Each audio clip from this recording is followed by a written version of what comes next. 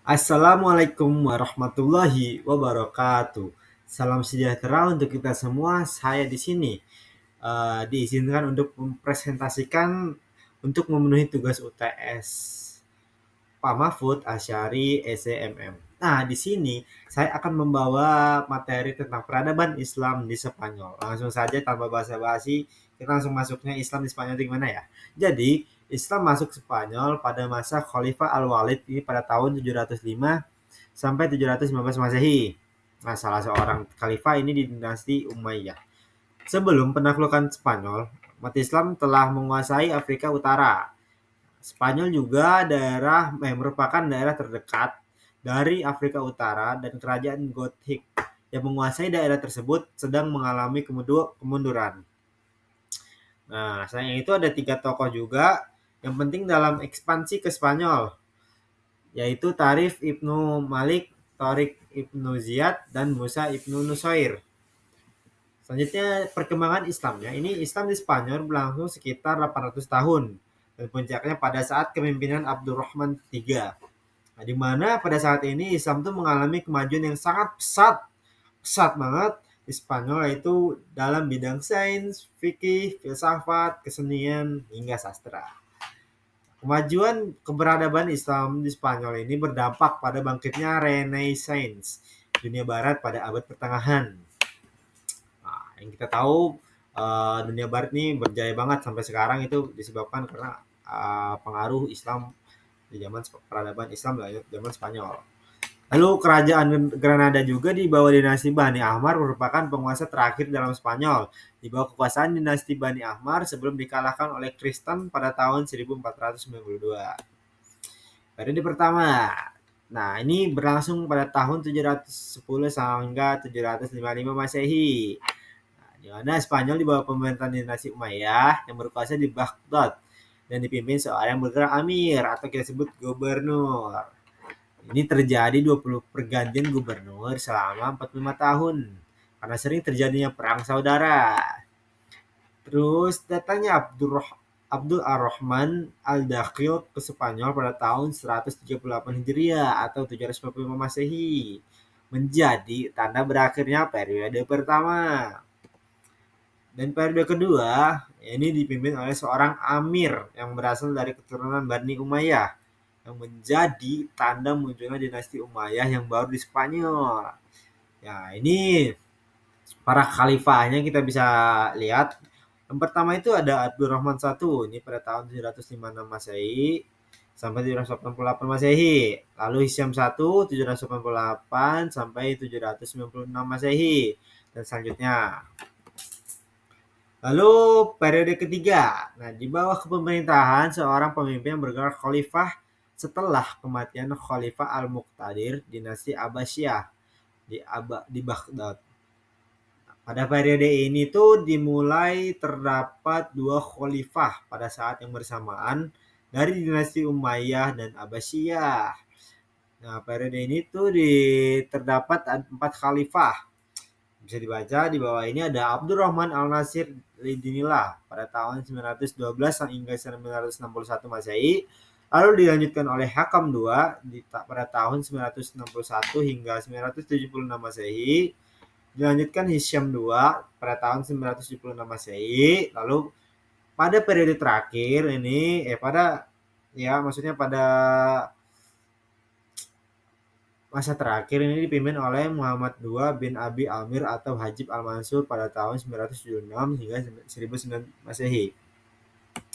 Lalu dilanjutkan periode keempat. Nah, ini berlangsung pada tahun 1009 hingga 1492 Masehi. Ini munculnya Muluk Al-Tawif atau negara-negara kecil di daerah provinsi yang terbebas dari pemerintahan khalifah di Cordova seperti Seville, Toledo, dan sebagainya. Nah, ini khalifahnya bisa dilihat saja. Lalu kemajuan ilmu pengetahuan alam pada masa ini itu penguasa mampu mempersatukan kekuatan umat Islam seperti Abdurrahman Al-Dakhil, Abdurrahman Wasid, dan Abdul Ar-Rahman Al-Nasir. Penguasa seperti Muhammad Ibnu bin Abdul Ar-Rahman dan Al-Ahkam II Al-Muntasir memelopori kegiatan ilmiah. Penguasa menegakkan toleransi beragama terhadap penganut agama Kristen dan Yahudi. Kesatuan budaya Islam di tengah persaingan Abbasiyah di Baghdad dan Umayyah di Spanyol, tapi para ilmuwan bebas melakukan perjalanan untuk menuntut ilmu. Lalu ada kemajuan di bidang filsafat. Nah, ini atas inisiatif Al-Ahkam II pada tahun 961 hingga 976 Masehi. Karya-karya ilmiah dan filosof diimpor dari timur dalam jumlah besar, sehingga Cordova dengan perpustakaan dan universitasnya mampu menyaingi Baghdad sebagai pusat utama ilmu pengetahuan di dunia Islam. Abu Bakar Muhammad bin al-Syaikh yang lebih dikenal dengan Ibnu Bajjah dan Abu Bakar bin Tufail serta pengikut Aristoteles yang terbesar di gelanggang filsafat dalam Islam, yaitu Ibnu Rushd dari Cordova. Lalu kemajuan di bidang sains. Nah, dalam bidang kedokteran yang dikenal adalah Ahmad bin Ihbas adalah ahli dalam bidang obat-obatan. Dan Abbas Ibnu Farnas termasyhur dalam ilmu kimia dan astronomi. Ia ini merupakan orang pertama yang menemukan pembuatan kaca dari batu. Wah, keren sekali ya, kaca dari batu ya. Lalu ada Umi Al-Hasan binti Abi Ja'far adalah ahli kedokteran dari kalangan wanita. Dan Ibrahim bin Yahya Nakas terkenal dalam ilmu astronomi. Lalu dalam sejarah dan geografi, ini banyak ahli juga. Nah, dalam bidang sejarah dan geografi terdapat Ibnu Jubair dari Valencia. Ini pada tahun 1145 hingga 1228 Masehi. Ia menulis tentang negeri-negeri Muslim, Mediterania dan Sicilia. Ibnu Batutah dari Tangier 1304 hingga 1307 Masehi mencapai Samudra Pasai. Nah, ini yang mempengaruhi Indonesia beragama Islam. Di Indonesia dan sampai ke Cina. Lalu dilanjutkan Ibnu Al-Khatib pada tahun 1317 hingga 1374 Masehi menyusun riwayat Granada. Ibnu Khaldun dari Tunis tetapi tinggal di Spanyol adalah perumus filsafat sejarah. Selanjutnya ilmu fikih. Nah, Spanyol Islam ini menganut mazhab Maliki ya. Yang memperkenalkan pertama kali adalah Ziyad Ibnu Abdur Ar-Rahman. Lalu Hisham I juga mendorong para pencari ilmu agar melakukan perjalanan ke Madinah guna mempelajari ajaran-ajaran mazhab Maliki. Kitab Al-Muwatta yang ditulis Imam Maliki disalin dan disebarluaskan ke seluruh wilayah kekuasaannya. Lalu ada musik dan kesenian pada zaman ini tuh tokoh-tokoh pujangga Khalifah Abdurrahman I antara lain Abi Al-Mutasyah, Syekh Abu Musa Hawari, Isa bin Dinar, Yahya bin Yahya, dan Said bin Hasan. Al-Hasan Ibnu Hafi atau Zaryab setiap kali diselenggarakan pertemuan dan jamuan Zaryab selalu ditampilkan mempertunjukkan kebolehannya. Lalu ada arsitektur. Nah, ini yang paling berkesan banget buat saya juga ya. Terlebih. Nah, Islam di Spanyol ini meninggalkan prestasi dalam bidang seni bangunan kota dan seni bangunan masjid.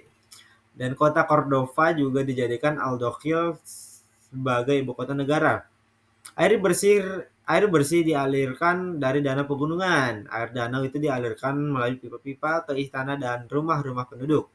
Juga melalui parit-parit dialirkan ke kolam-kolam dan lahan-lahan pertanian. Di kota Cordoba juga terdapat 491 masjid. Yang terkenal adalah Masjid Cordova, masjid paling besar dan paling indah pada masanya. Lalu istana Alhambra di Granada yang megah yang dikelilingi taman-taman yang indah. Nah, selanjutnya ada faktor kemunduran. Ini ada konflik sesama Muslim, lalu konflik Islam dan Kristen, tidak adanya ideologi pemersatu, kesulitan ekonomi, letak geografis yang terpencil, dan tidak jelasnya sistem peralihan pemerintahan. Nah, lalu kebangkitan Eropa. Kebangkitan kembali kebudayaan Yunani klasik atau Renaissance pada abad ke-14 Masehi yang bermula di Italia. Dan gerakan reformasi pada abad ke-16 Masehi, rasionalisme pada abad ke-17 Masehi, pencerahan atau Aufklärung pada abad ke-18 Masehi. Lalu Ada gerakan Averroisme. Ibnu Rushd telah berhasil melepaskan belenggu taklid dan menganjurkan kebebasan berpikir dengan mengulas pemikiran Aristoteles. Demikian besar pengaruhnya di Eropa hingga timbul gerakan Averroisme atau Ibnu Rushdisme yang menuntut kebebasan berpikir berpikir. Gerakan Averroisme di Eropa telah melahirkan gerakan reformasi pada abad ke-16 Masehi dan rasionalisme pada abad ke-17 Masehi. Dan buku-buku Ibnu Rushd dicetak di Venesia tahun 1481 hingga 1500 Masehi. Dan karya-karyanya juga diterbitkan pada abad ke-16 Masehi di Napoli, Bologna, Lyons, Strasbourg, dan di awal pada abad ke-17 Masehi di Genoa. Sekian presentasi dari saya. Mohon maaf apabila terlebih kosakata yang kurang baik ataupun penyampaian yang kurang baik, mohon dimaafkan dan mohon dimaklumkan. Terima kasih. Assalamualaikum warahmatullahi wabarakatuh.